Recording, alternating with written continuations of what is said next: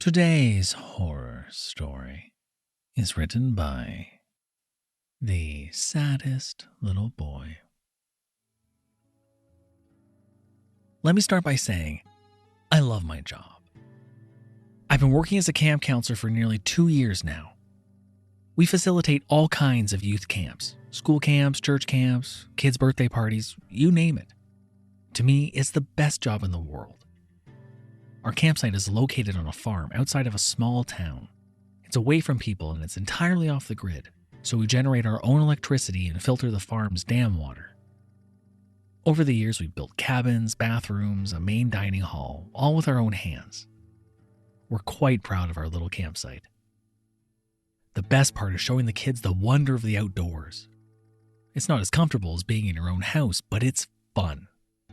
We get kids off their phones for a few days, and suddenly they see, hear, and experience all these amazing new things. This is my little slice of paradise. Or rather, it was. I experienced something that slightly changed my perspective of this campsite. Let me start at the beginning. I agreed to facilitate a camp of 24 new high school students, all between 13 and 14 years old. They looked quite unenthusiastic, but I knew I could change that. This group was small enough that I only needed one other camp counselor working with me, so my good friend Robin joined me for the weekend. We had great chemistry together, to the point that sometimes I believe the two of us had more fun on these trips than the kids do. We go through the regular camp program for the first day and night. Games, songs, and unhealthy food. Great fun. On the second morning, we make a point to wake the kids up super early and continue where we left off. However, the second night is where everything changes. It's time for my absolute favorite camp game. You all will have to follow the lifeline, I announced to the small crowd of bewildered faces. Robin cracks a smile next to me. I explained that the two of us would march the group into an abandoned field somewhere on the farm in complete darkness, with no torches allowed. Then, once at this location, the kids would have to navigate their way one by one through the darkness following a tight string that had been woven around and through various trees and bushes, forming a course. The string was their lifeline. They would have to follow it or get lost in the dark. All alone. The kids were tentative at first and begrudgingly left their torches behind, but eventually followed me and Robin away from the campsite with a quiet excitement about the night activity ahead of them. Every 13-year-old kid secretly enjoys going somewhere spooky when it's pitch dark outside. I know the route to the lifeline area like the back of my hand, and after 2 kilometers, 1.25 miles, of walking, we arrive at an open field intersected by a small channel with ankle-deep water which was densely forested on either side. From outside, walking into the forest looked almost like walking into a wall of black ink. You simply disappear into the complete and utter darkness. The lifeline will lead you safely through the forest. Each of you will take hold of the lifeline and walk it to the other side. Once everyone is through, we'll head back to camp. I was holding back my smile as I explained this part to the kids, their eyes now wide with a childish fear of the darkness. The string they had to follow would take them through the water and weave them around and under various trees. It was only about 80 meters in total, but it felt like it lasted forever. The darkness and feeling of being alone in the dense forest only seemed to lengthen the experience. But first, the best part. I sat the kids down on the grass near the entrance of the forest, where the lifeline could be seen tied to a branch on one end and disappearing into the darkness towards the other. With the most serious facial expression and tone of voice I could muster, I told the kids the story of the Owl Man. This strange human-like creature inhabits this forest. It glides from branch to branch, waiting in anticipation for a lost camper to wander too deep into the darkness.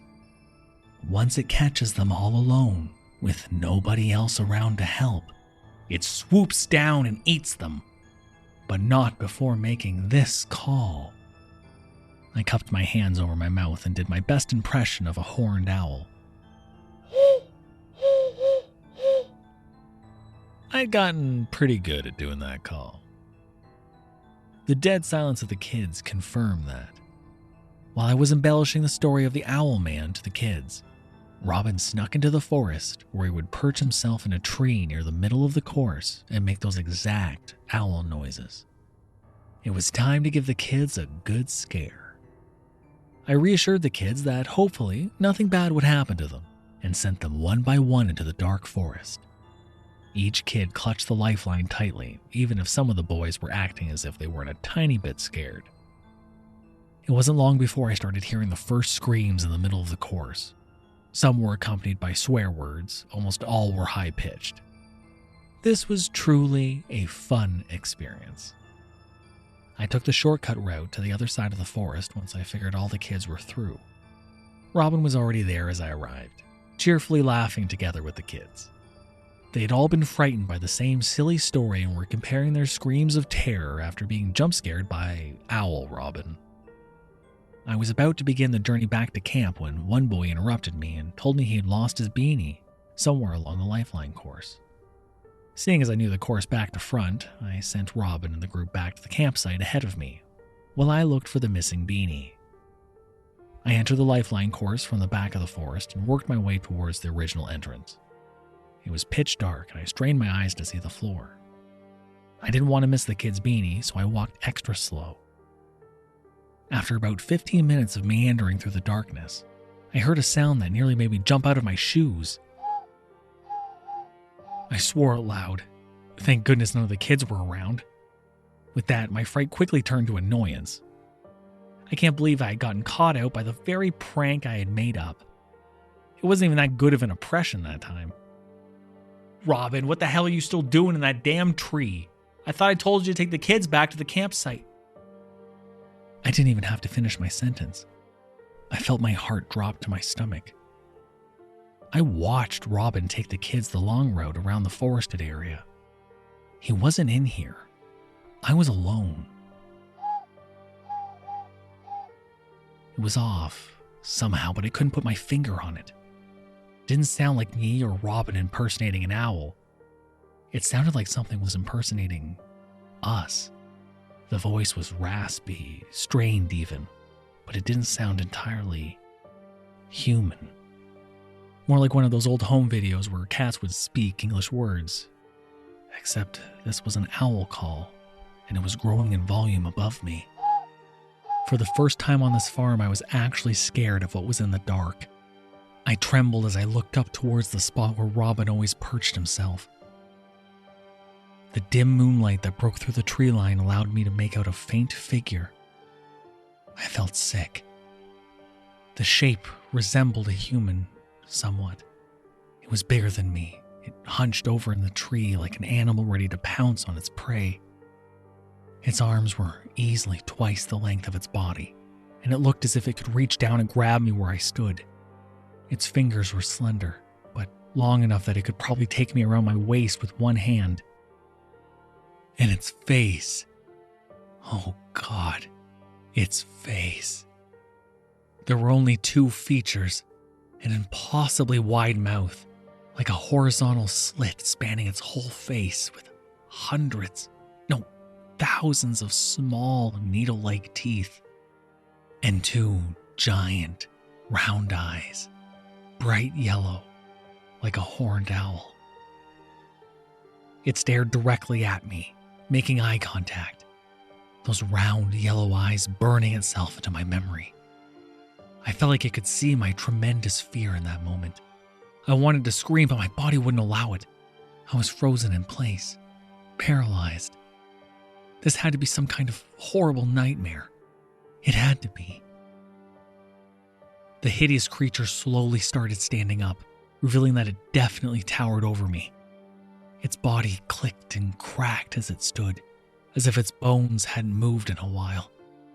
Eyes glued to me, it opened its gargantuan wide mouth, like a snake unhinging its jaw, and screamed this time. Shh. I don't remember when, but I started sprinting. I was too terrified to think, moving only on the pure basal instinct of fight or flight. I had never run this quickly before, but my feet seemed to know the way, so I was out of the forest in no time, I didn't stop or look back. I didn't need a second look to know I never wanted to see that monster again. Not long after, my lungs started burning, but my legs kept going. I didn't dare slow down until I reached the campsite. I collapsed into the ground once I reached the familiar surroundings of the dining hall and cabins. My once peaceful paradise. My mind was whirling. That couldn't have been real. But I saw it. I tried convincing myself it was just a hallucination. After all, I made the owl man up, hadn't I? Even so, I couldn't get the image of its horrifying teeth out of my mind. And those eyes. Bro, how'd you get here before us? Robin broke my train of thought.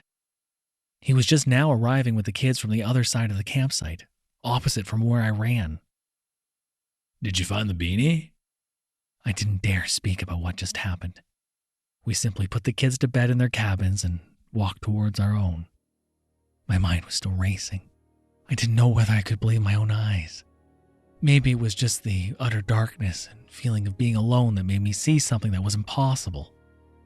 It wasn't long before my thoughts were once again interrupted. I realized I had never experienced true terror until that moment. That, along with the overwhelming guilt, I had just brought that thing to the kids. I quickly turned to Robin to see that he had a gleeful smile on his face, the kind that kids have when they see something cool. Dude, look. Robin pointed towards a horned owl that was perched atop the dining hall. I can't believe we actually have one on the campsite. That owl call you make is spot on, too. I know my call is pretty accurate. I had copied it from the owls I had heard living on the farm. This one, however, still gave me the impression that it was copying me instead. Mocking me, even. It watched us all the way to our cabin, where I ended up writing this post instead of sleeping. All night, it kept its eyes on us through our little cabin window. No, it kept its eyes on me. Direct eye contact. With its round, yellow eyes.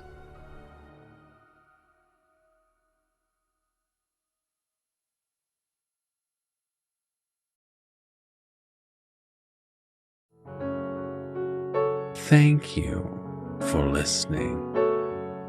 You can probably handle another horror story, right?